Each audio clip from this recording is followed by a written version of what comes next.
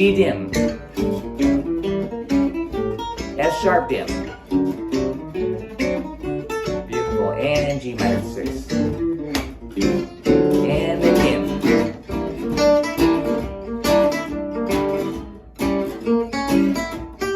down a half step, and back, and the top, G minor 6. Diminish it. Down a half step. And resolve.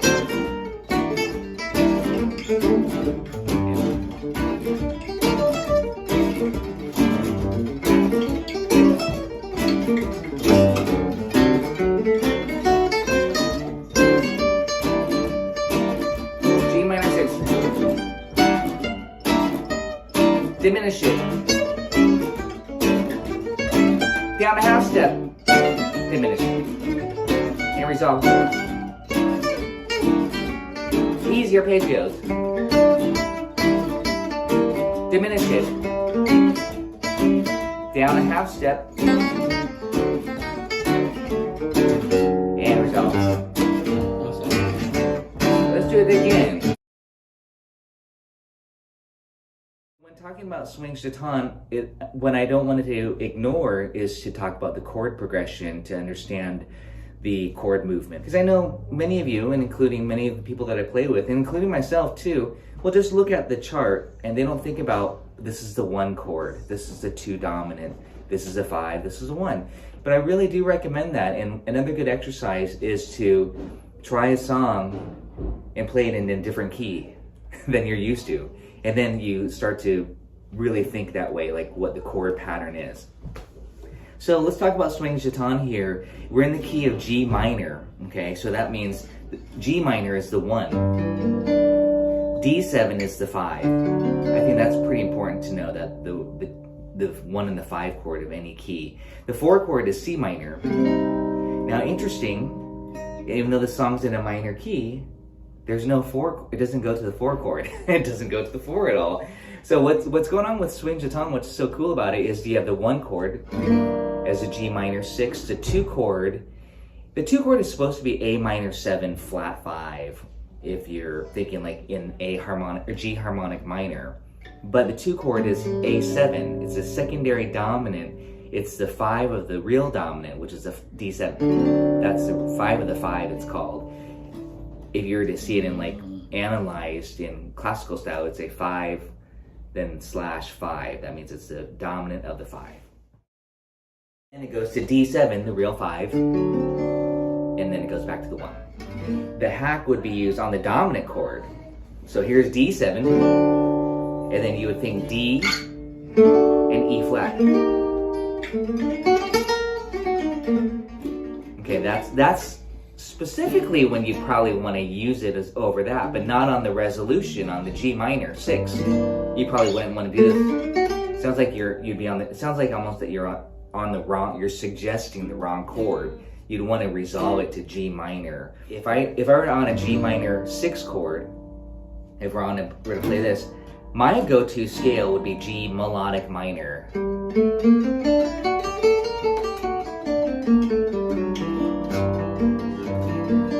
Not harmonic minor. Not that I don't like the harmonic minor, but I like the melodic minor more on the 1 chord, and then I generally use the harmonic minor generally on the 5 chord or the flat 6.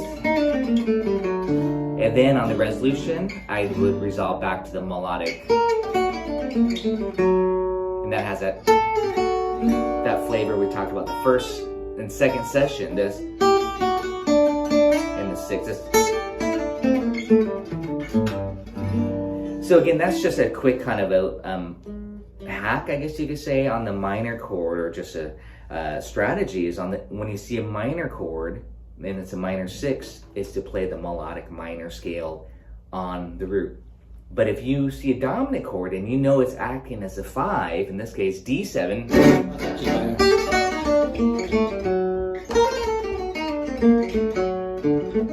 and then it resolves to G minor, and then I bust into the licks, we talk about this,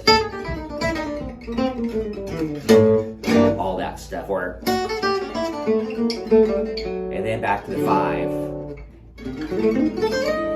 Then we're thinking harmonic minor. These are again kind of some strategies, and this ties in because now at this point, I hope you worked on your diminished 7 arpeggio diagonals. And all, or today I'm going to talk a little bit more about this that I demonstrated last week. The dim 7, like that sweep picking technique. So let's go back to swing chaton here. On the 1 chord we have G minor, and I'm going to kind of go back to that etude that I passed out. G minor 6, you play G minor 6 arpeggio. And then on the A7, this is again, it's more of a strategy. On the A7, the 5 of the 5, we're just going to treat it as a diminished 7 arpeggio. It's again, it's actually more like it's going to be going to D, but we're just going to do this technique to where we just simply take what we just played, G minor 6, and make it diminished. And this is in a few of these etudes that I passed out, so you're going to want to get used to doing this. G minor 6, G dim 7. And then on the D7, the 5 chord, you go down a half step and you play F sharp dim. And then you resolve it back to G minor 6. So there's a strategy here. You have G minor 6, G dim 7, F sharp dim, G minor 6. Repeat. Well, if you're practicing, that's just the first 8 bars, but that's what I would recommend. Let's just do that for a second. And again, you can do this all over the fretboard. You can even do the easy arpeggio method like this. G minor, this is not written on the sheet now, but G minor 6, G dim, F sharp dim, G minor 6. Give it a try, Ron. G dim, F sharp dim, and G minor 6. Let's do that again. G minor 6. G dim. That's for the A7. Down a half step, F sharp dim, and back to G minor 6. And again. G dim, F sharp dim. Beautiful. And G minor 6. And again.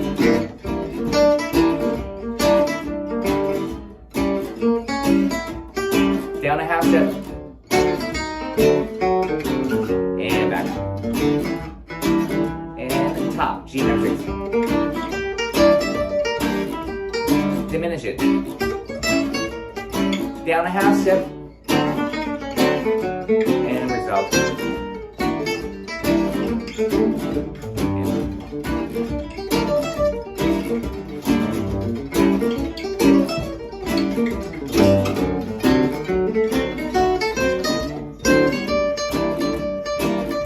G minor 6. Diminish it. Down a half step. Diminish it. And resolve.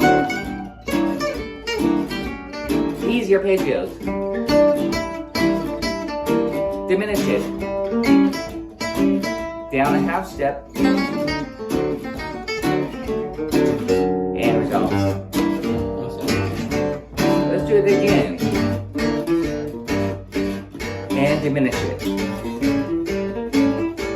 Down a half step, diminish it. And resolve. Yeah, again. Diminish it. Down a half step. And resolve.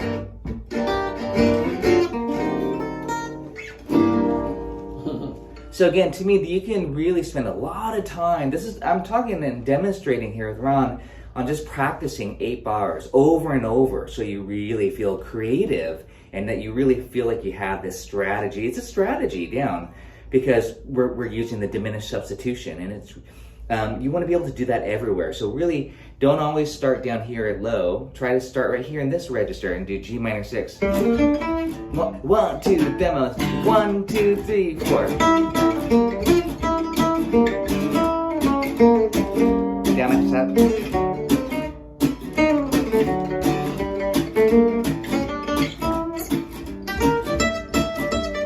Diminish it. Down a half step.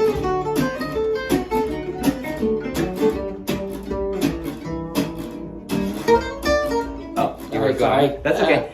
So Rana's going on to the next part of the song, which we can talk about that too. I think I have a little bit of a different strategy for that section, and we can talk about it because it's actually quite interesting. I haven't yet talked about it with you all, but it's this tritone substitution trick that I really love. The next chord on the B section for swing chaton, it goes to A flat 7. And to me, if you're wondering why A flat 7, to me that's tritone of the real 5, D7. So it's not too far out, not as far out as you might think, to go up a half step and play this dominant chord. Because it really relates to. And the funny thing about this is that the A flat 7 and the D7, because they're a tritone away, you can still play the same diminished 7 that you did on the D7. Okay, so you can still play F sharp dim 7 if that's what you're used to. That's a whole step below the A flat. So when the band is doing this, G minor, A7, down a half step, and I'll stop. Then we're at the top of the form there. So again, that A flat 7, if you realize it's really just a tritone sub for the real 5, the D7, then you can play exactly the same diminished 7 arpeggio. But I have another particular trick that I like, and it's part of the whole tone scale, because that's the tritone away, so you can kind of substitute to bring out the flavor of that tritone, this scale. And that's the A flat whole tone, but I'm starting on A flat, but it's also the same as D whole tone. There's only 2 whole tone scales possible. I love saying this. There's only 2 possible. You have 50-50 chance of getting the right one. So in this case, we're starting right on the root, A flat. I'm actually playing A flat 7, flat 5 chord like this. So instead of just an A flat 7, I'm doing this. And that brings out that whole tone. And I didn't pass out any of my whole tone studies this time around, but the trick that I love to show is this diagonal method with it. It's in that swing chaton etude, is that you just do this. If you're not used to this, you just put your first finger and think tritone, like you're going to do a diminished 7 arpeggio. And you're playing A flat D, A flat D, A flat D. It's good visualization. And here's the little hack here. Yeah, do that again. Yeah, do that again. A flat. This is good visualization. Yeah. Yeah. You can even do cool licks like this. And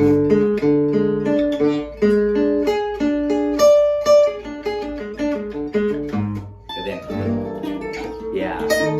Anyways, it gets a little angular, but it's kind of fun with the tritone. This kind of like Purple Haze. But that makes you really visualize those tritones. That's this, and then back to G minor. And now I'm just demonstrating that diagonal to get across your fretboard 3 octaves really quickly, basically. Well, so the little hack here that I like to do is to add. I think I stole this from Roman, but to do this. Actually, Django did it. He'd do this.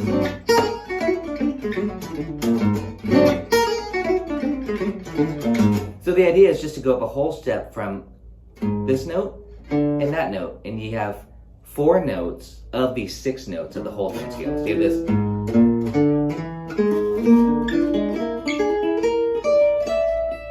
Yes. So you want to visualize this first. And then add a whole step above. And creates that whole tone flavor that's really dreamy.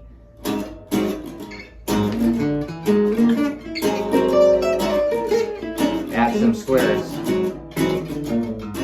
And you can add some chromatic notes in between.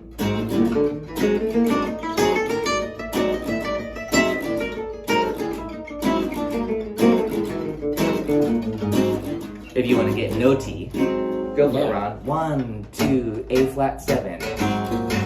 Yeah, everybody try it out. Nice.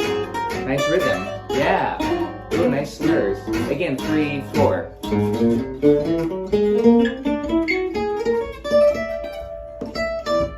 Oh, sorry, I was going to harmonize over here. Oh, you were. 1. Here we go. 1, 2 with that same rhythm.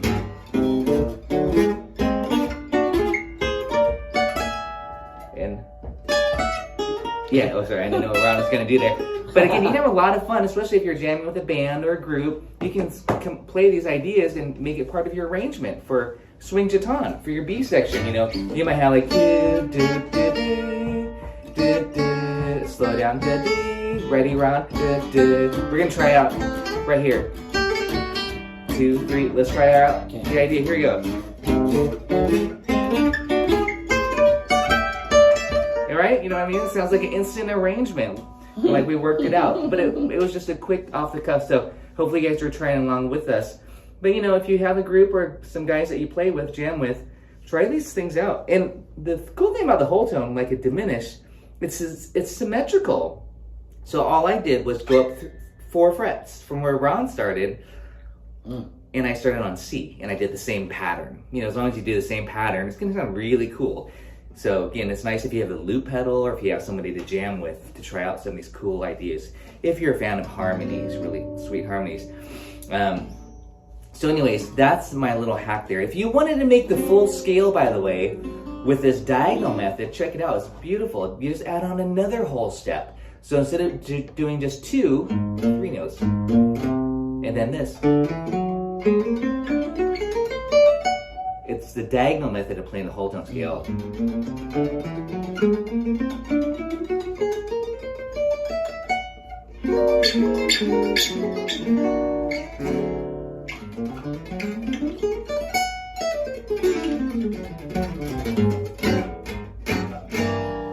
That's now the full scale, but I like to just play with these shapes, kind of again thinking how Django might have done it.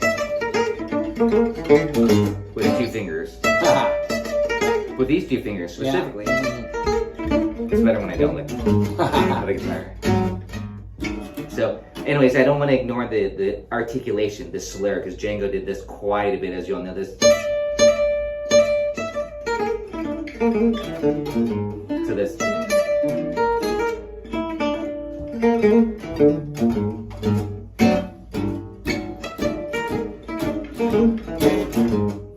And that's very Django. Then go to the G minor 6 chord to resolve, and you do this.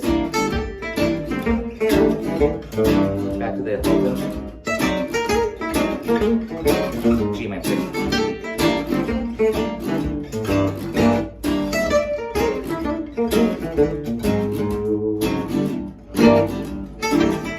And maybe I'll do triplets. 3, 4.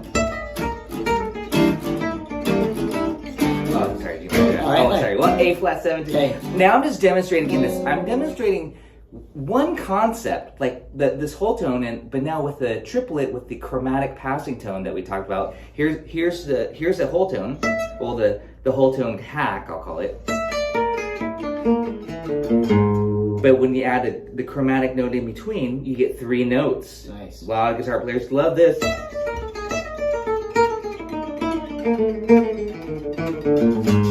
To fill in, and then on the G minor, you'll see that in my 80s a lot. Again, Django used that quite a bit.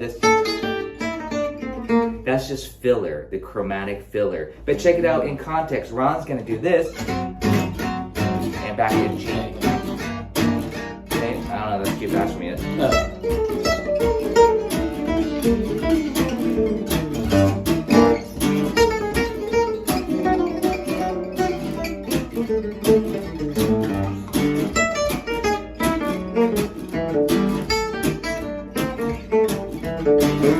Now I'm just going to play a little bit simpler.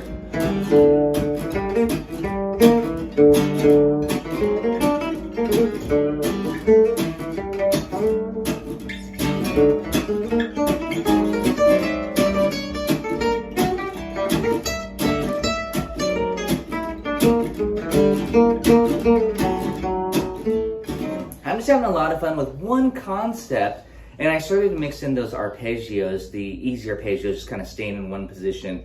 But there, for that A flat 7, I was kind of doing that special whole tone hack to bring out the quality of that substitution that's written there. And then it does go back to the 1. And then you got the 5, the 5 and the 5, the A7, that's called the 2 dominant. Because we're in the key of G minor, so that's a 2 dominant.